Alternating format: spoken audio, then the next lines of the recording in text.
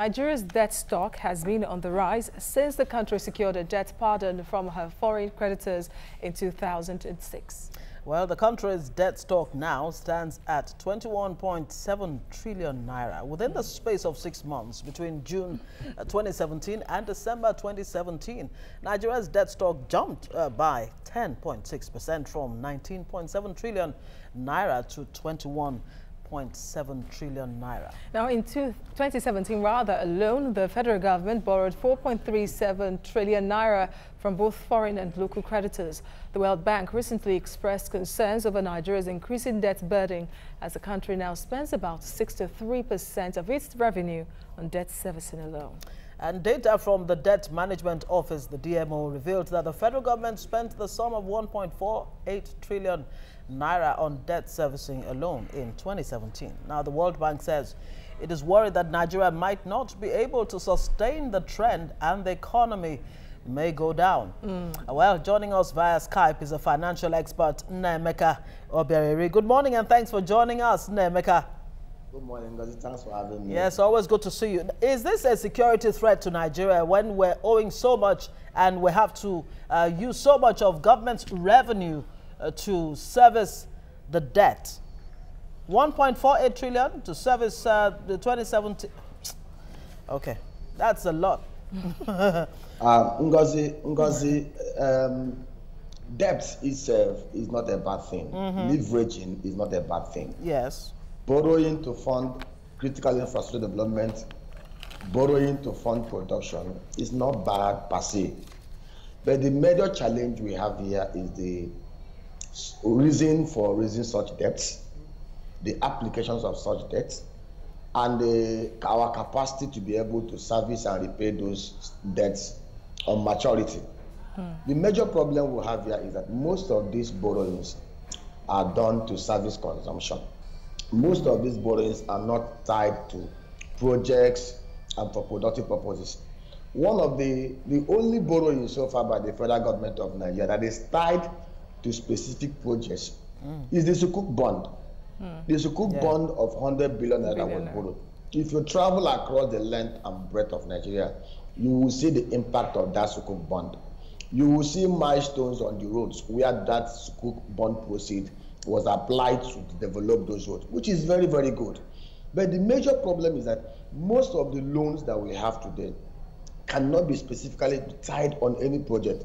So far, from May 2015 till now, we've ramped up our external debt level from $9 billion to about $18.9 billion. We borrowed almost 60%. We increased by over 60% in 3 years. Our total debt profile has risen from about $12 trillion naira in 2015 to 21.7 trillion, a whooping 9.7 trillion naira increase. The question here is our debt servicing capacity. You know, one of the very unfortunate things is that if you ask the agents of the federal government, they will tell you that our debt to GDP is below the threshold of that. Now, the major challenge we have here is that what portion of the GDP are they talking about? If you dissect Nigeria economy critically, the portion of the GDP that's actually taxable is about 30%. Apply our debt profile, you discover that we have actually exceeded that threshold. You see, if we borrow actually to tie it to projects, to tie it to infrastructure, to tie it to things that will help us to diversify the economy, there will be no problem, there will be no challenge. But the major challenge we have here is that we are borrowing to fund consumption. I will give you one. And that's exactly why the World Bank has raised concerns that we're borrowing. Yes, borrowing is not bad, but what are you attaching this borrowing to? Absolutely, absolutely. And we are talking about borrowing, really, like you just said, that if it's on capital projects, no problem. So what are the risks here Nigeria is putting on itself, and especially its economic growth? And the risk here is that a time will come when we will not be able to service these debts, when we will not be able to even repay them on maturity. See, if we are diversifying the economy, if we are engendering production, you see, there will be no problem. But the challenge we have here is that we are still stuck with the same monoproduct economy that is called the crude oil exports. And one of the greatest challenges we have is that some of us think that we are oil rich. Nigeria is actually oil poor. If you look at the volume of oil we produce every day, 2 million barrels, multiplied by 365 days. Look at the average price of the crude oil over the last 1 year. Divided by our population, you will discover that we are actually poor. We've become so fixated with this particular product that we've not done anything to diversify the economic base of the country. Let me give you an example. Assuming the federal government decide today that we are going to borrow $10 billion, $10 billion to be tied to infrastructure development, $10 billion that will be tied to public-private partnership arrangement that will yield production. I gave an illustration here. We are an agro-based economy. Our agro-base is so rich and so deep.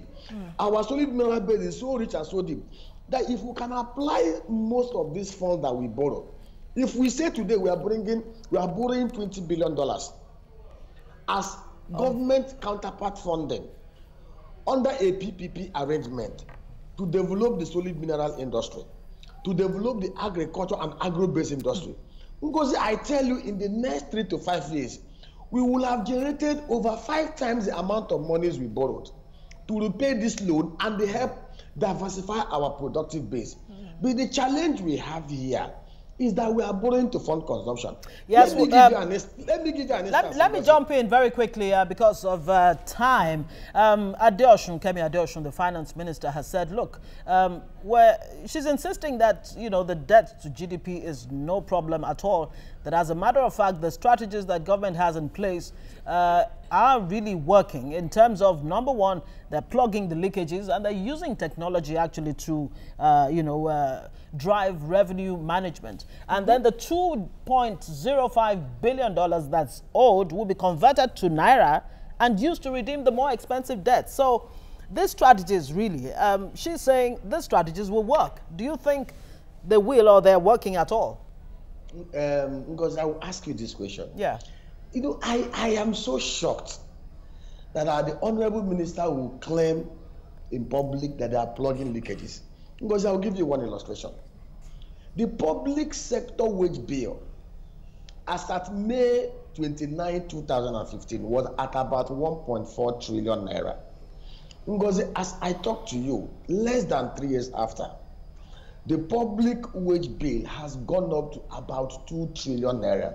Because we're talking about an increment of over 600 billion naira. Because the question I want to ask, Kemi Adeosun and co told us that they were able to discover 60,000 ghost workers that they flushed out of the system. Because please kindly tell me, if we discovered 60,000 ghost workers and flushed them out of the system, if we are truly plugging leakages in the public sector, how did our wage bill increase from 1.4 trillion to almost 2 trillion in less than 3 years? Very good question. I wish I had the answer. Without any commensurate increase in the minimum wage. There's no increase in minimum wage. And also, look at our recurrent expenditure profile. It's always rising. And these are people telling us that we are plugging leakages. She also said that we've converted most of our debts from local denominated Naira. Of course, they said they wanted to diversify the domestic foreign loan ratio from 69% 31% ratio to about 60-40%. Yeah, you want to borrow dollar to refinance your treasury bill debt obligation. Of course, you will get the dollar at about 8% or 9% interest rate. And then to refinance treasury bills at about 12-13%.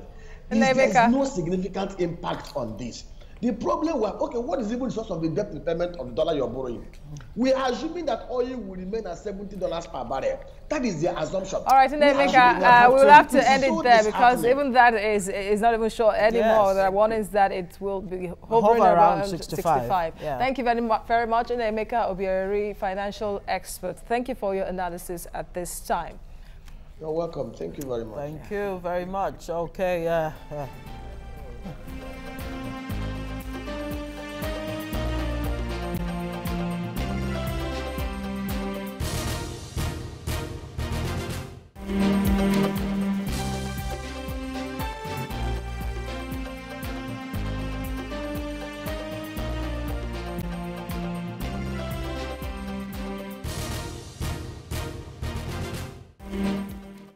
All right, the Senate has joined the House of Representatives in summoning President Muhammadu Buhari to appear at a joint session at a yet-to-be-agreed date to brief lawmakers on measures to curb insecurity across the country. Well, this followed a motion on the continued killings of Nigerians in Benue State by Senator George Akume. The Senate later held a minute's silence and directed security agencies to ensure appropriate investigations are undertaken with arrests made and killers prosecuted. Namely, Reverend Father Joseph Gore, Reverend Father Felix Cholaha, and the Catechist Joy Gore, and 17 others. This latest attack on a worship center, which is most unprecedented in Benue, has very grave implications for the security and unity of our dear nation. Also notes the monumental refugee situation now in Benue, estimated at over 200,000. Even the Fulani that... All right, yeah, those two priests are actually real human beings, exactly. And the 17 others are real human beings, in addition to all the other human beings that have lost their lives. Killed after that sad incident as well. We have Oladende Ariyo with us. He's a security consultant. Good morning to you, and thank you. Good morning. How are you today? Yeah, we are fine, but not fine. Because it's off today. Yeah, because when you look at what is going on in the country, really, it's really hard for you to even, fake a smile when you think about it. The National Assembly is looking at calling the president to come and talk to them about the state of insecurity in the country. But so far, are you even impressed with the way the police has, carried itself, and then the soldiers as well sent to one state and then they would leave without any information? Less than a week ago, I scored the presidency very low on actions taken so far regarding safety and security in Nigeria.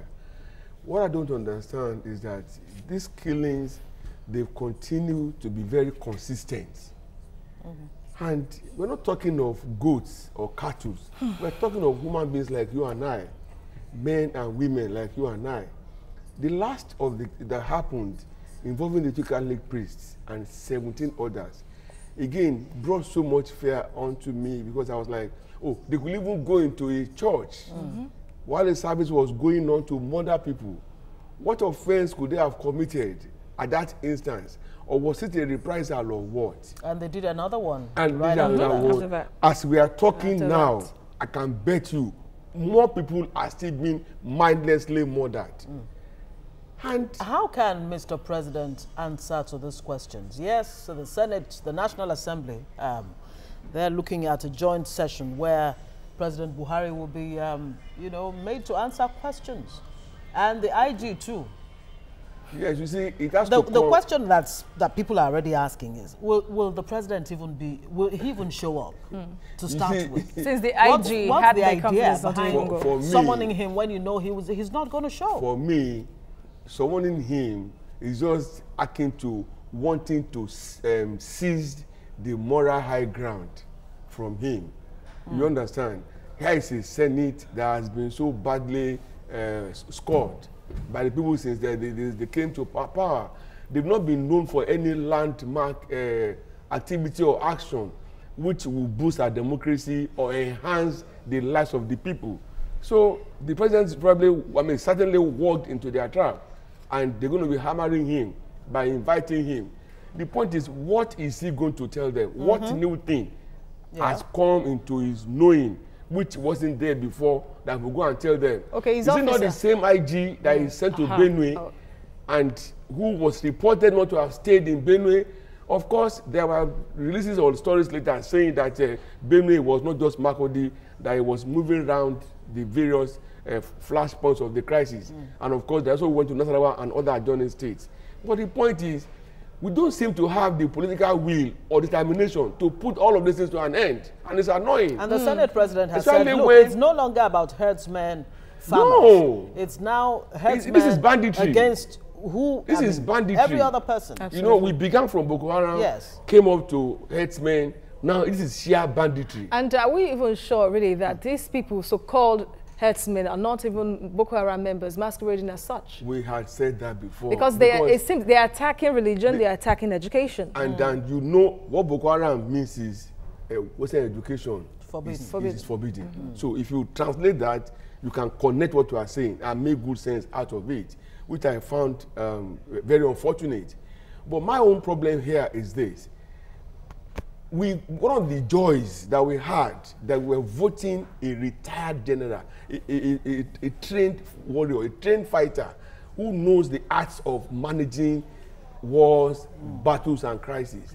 But he has not brought that to bear at all in all of these things. Before you know, it will be 10 years I have been confronting Boko Haram. Yeah. We have lost so many fine officers and soldiers needlessly at battlefronts.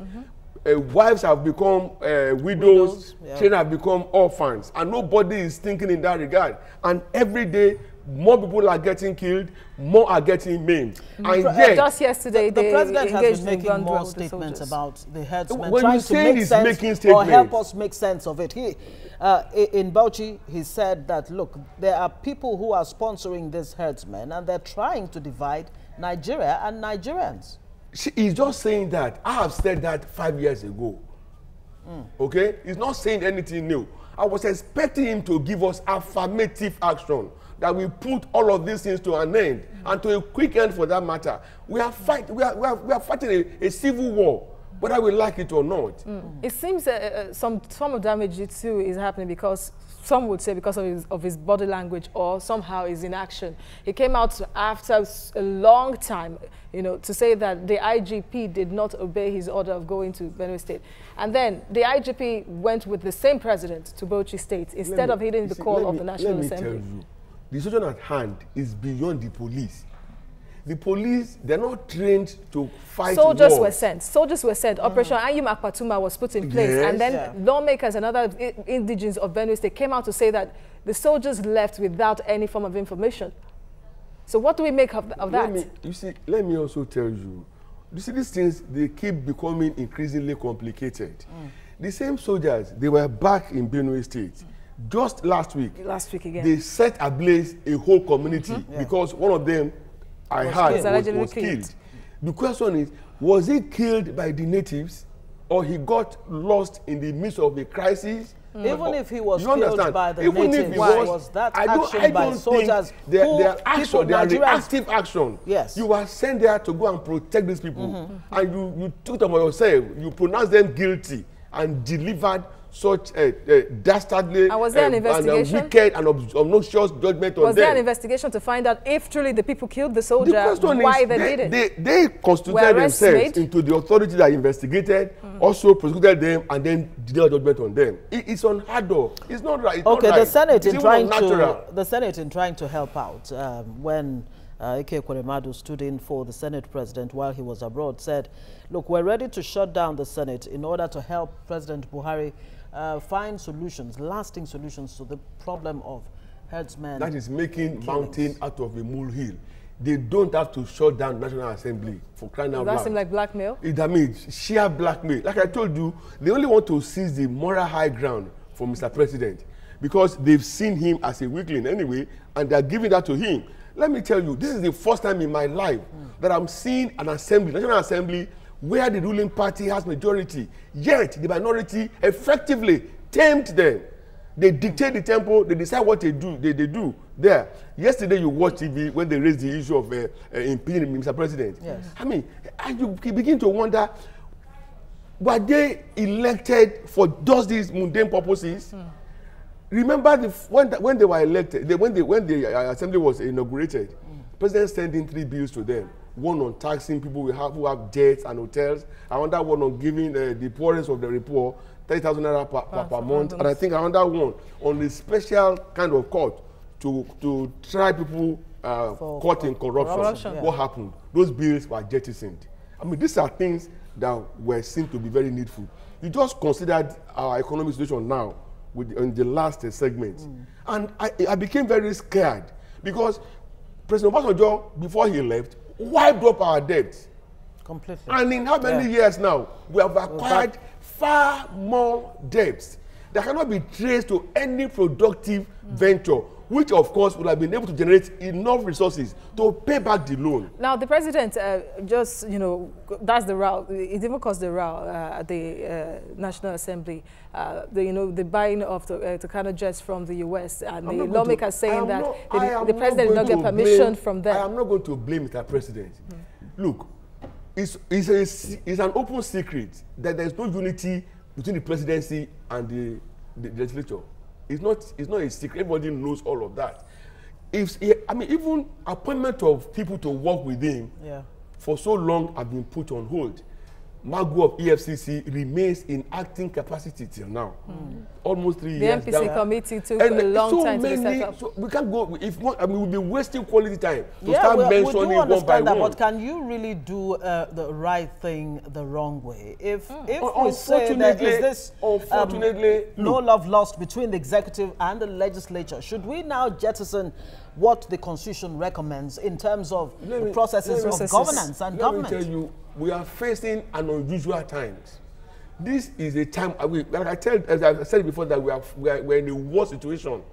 It demands instant action. The same Senate that received the budget late last year, for all I care, we are in May. That budget has not been passed. 5 months out, 4 months now gone out of 12. Don't you think there's a due process? You seem to be pushing the blame, putting the blame at the doorsteps of the legislature. But let's come back to the issue at hand. For all I care, they prepared the budget. Yes. And then it was turned in. Okay? If they had issues with approving the budget, they should come out and tell us. We've not been told why that delay came up. Here, there, and to that extent, they take the blame. But should the president have gone ahead without the permission? Because there are 3 major organs of the government: the executive, judiciary, the legislature, and they work hand in hand. That's why there's separation of powers. Governance is a continuum. You will not expect the man to begin to wait again, be waiting for approval and appropriation, and then what needed to be done as a matter of urgency, emergency, we'll have to wait and tarry for another length of time. But when you subvert the rule of law, what happens? Say it's not subverting the rule of law. Let's go into the legalities. I'm not a lawyer. Look at this. You must also look at the social. Society is bound by law. Look at the social and the moral aspect of it. Please, it's important. There's a job to be done. Now everybody flogs the president. They don't even talk about their governors and the other people who are also elected officials. Everything is at the presidency. But you see, in this case, action needed to be taken, and he did that. And are you not concerned that a global agency, is it the World Bank that came out with that report, that under this government, that there is impunity, there is corruption still going on? And now imagine 4 years down the line, when we discover that the $492 million that was said to have been paid for, to upgrade our, war planes and what have you, that those monies were not appropriated. They did not go to the appropriate quarters.